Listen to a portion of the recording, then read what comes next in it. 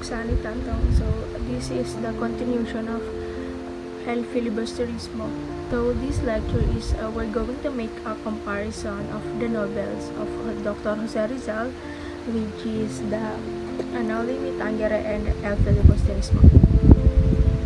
So Noli Me Tangere and El Filibusterismo vary in many aspects, although written by the same author, which is si Jose Rizal. So the Noli Me Tangere is a romantic novel. It is a work of the heart and it's a book of feeling. It has a freshness, color, humor, wit, and lightness. Whereas El Filibusterismo is a political novel. This is a work of the head and a book of thought. Contain bitterness, hatred, pain, violence, and sorrow. Jose Rizal's intention was to make El Filibusterismo longer than Noli Me Tangere. However, El Filibusterismo is shorter than Noli Me Tangere. It contains 39 chapters, while ang Noli Me Tangere it contains 64 chapters. So there are very many opinions as to which is superior, kung ang Noli ba or ang El Fili. So Rizal himself considered the Noli Me Tangere na mas as superior than El Filibusterismo. Kaya lang yung ibang kaibigan ni Rizal is hindi pabor kung sa sinabi niya na mas superior daw ang Noli kaysa sa El Fili. So ayun, nahati yung kanilang opinion kung ano ang mas superior, is it the Noli or El Fili ba? But the issue of which is superior is purely academic. Noli Me Tangere and El Filibusterismo are good novels from the point of view of history. Both novels depict the realistic colors of the true condition of the Philippines way back then. Another thing is both novels are instrumental in awakening Filipino nationalism. So let's proceed to the date and place of its publication. The Noli Me Tangere was published on March 21, 1887 in Berlin, Germany. So nagsimula isulat ni Rizal yung Noli Me Tangere sa Madrid, Spain, and tinuloy niya ito sa Paris, and finally natapos nito sa Germany. While ang El Filibusterismo naman was published in September 18, 1891 in Ghent, Belgium. So the novels of Rizal are originally written in a Spanish language, Noli Me Tangere and El Filibusterismo.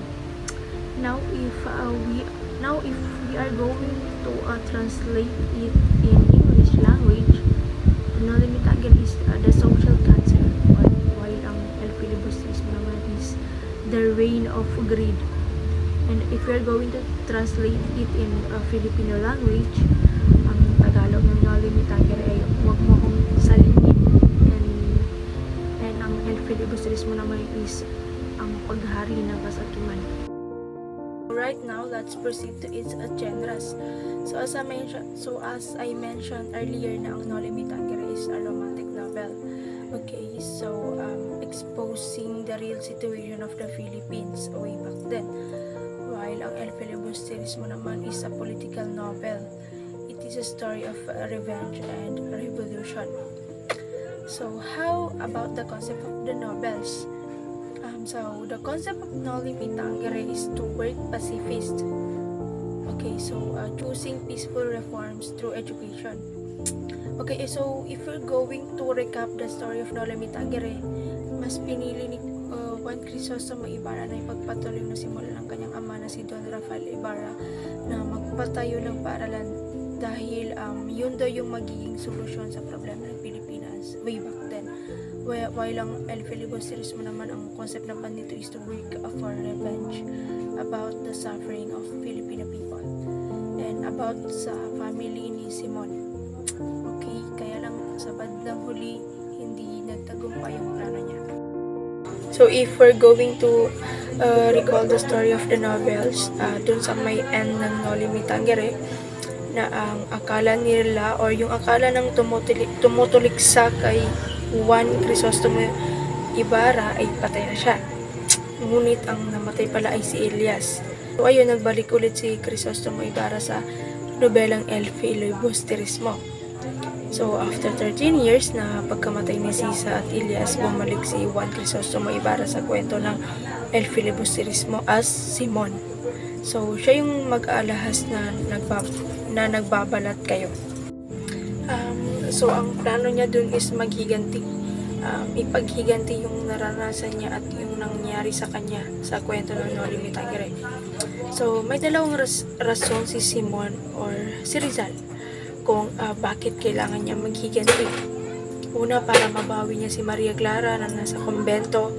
Pangalawa, para ipaghiganti niya yung nangyari sa kapwa niya Filipino. So, how about the dedication of novels? Kanino ba inalay ni Rizal yung dalawang nobela niya? So, yung Noli Me Tangere is inalay niya sa motherland or generally speaking sa Pilipinas.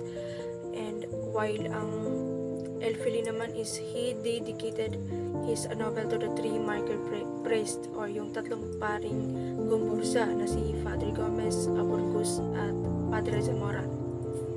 Alright, so how about the length of the novel? So as I mentioned to you a while ago, ang Noli Me Tangere is naglalaman ng 64 chapters while ang El Filibusterismo naman is 39 chapters. Okay, so lastly, let's proceed to the savior of the novels of Rizal. So, sino yung nagligtas dun sa Noli Me Tangere?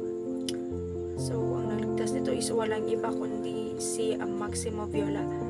So, sinabi na siya yung savior dahil siya yung nagpautang kay Rizal ng 300 pesos para ma-publish yung kanyang nobela. So, dun sa 300 pesos na yun, naka-publish siya ng 2,000 copies ng Noli Me Tangere. While ang El Filibusterismo naman is ang savior nito si Valentin Ventura. So, yes, that's all guys. That's the simple comparison of Noli Me Tangere and El Filibusterismo.